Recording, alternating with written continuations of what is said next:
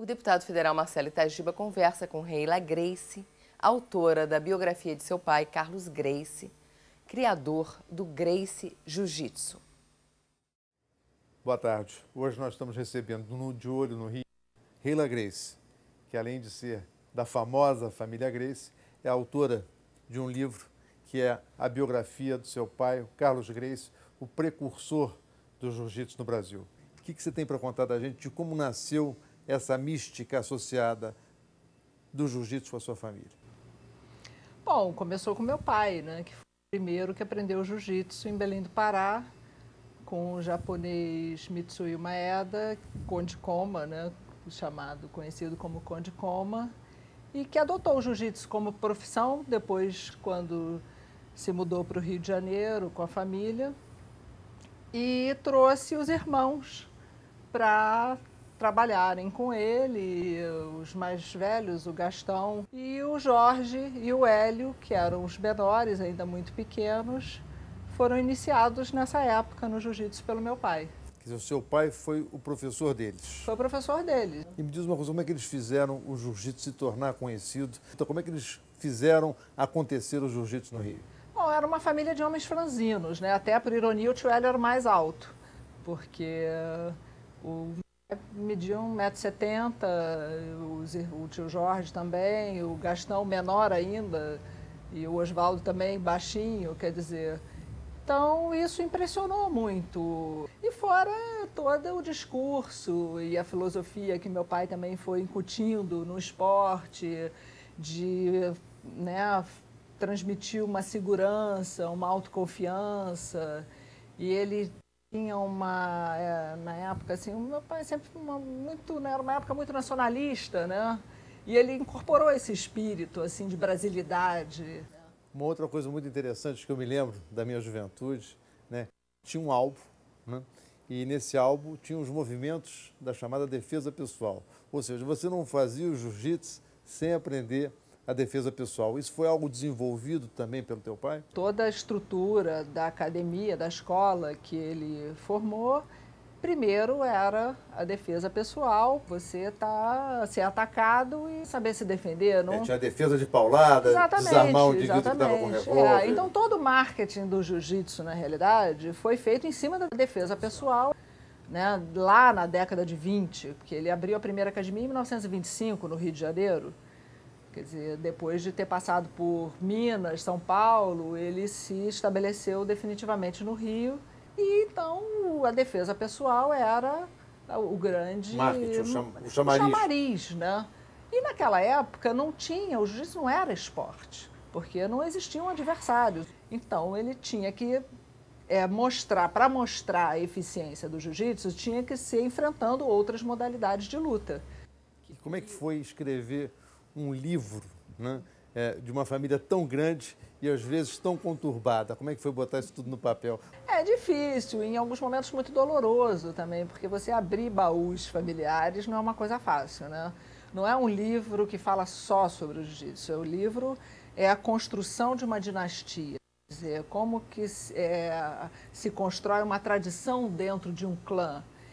Então, é o desenvolvimento de toda essa trajetória, das implicações pessoais, dos entrelaçamentos, do nascimento dos filhos, quer dizer, como da relação entre os irmãos, como que isso foi se desenvolvendo ao longo das décadas, né? Então, eu procurei contextualizar, porque eu acho que é uma história muito brasileira, é uma história que só poderia existir dentro da cultura brasileira, com toda essa miscigenação, essa difusão, essa pluralidade cultural, porque meu pai vem de Belém do Pará e minha avó era cearense, quer dizer, então a minha família, ela é uma síntese assim da cultura brasileira. Eu li e vi que tem passagens bastante interessantes e bastante polêmicas, ou seja, você não apenas reportou ou contou uma história, você enfrentou os assuntos polêmicos também e deve ter te dado um pouquinho de trabalho. Sim, porque eu acho que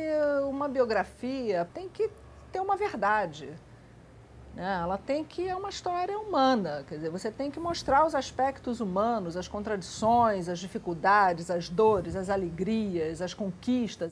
Faz parte da vida humana, né?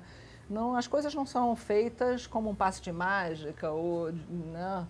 Elas são construídas, elas são elaboradas. Agora, tinha um outro aspecto muito interessante do teu pai, que era a questão da alimentação. Quer dizer, não era só a luta em si, né? Era como cuidar do seu corpo para ter um corpo melhor para a vida.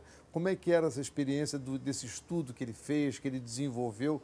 Uma coisa bastante peculiar e bastante importante. Até me lembro que se dizia que determinadas doenças ele curava única e exclusivamente, né, com a questão do regime alimentar. O regime alimentar associado às ervas medicinais, que ele fez uma pesquisa profunda e que até hoje eu não conheci ninguém que se utilizasse das ervas como ele utilizava.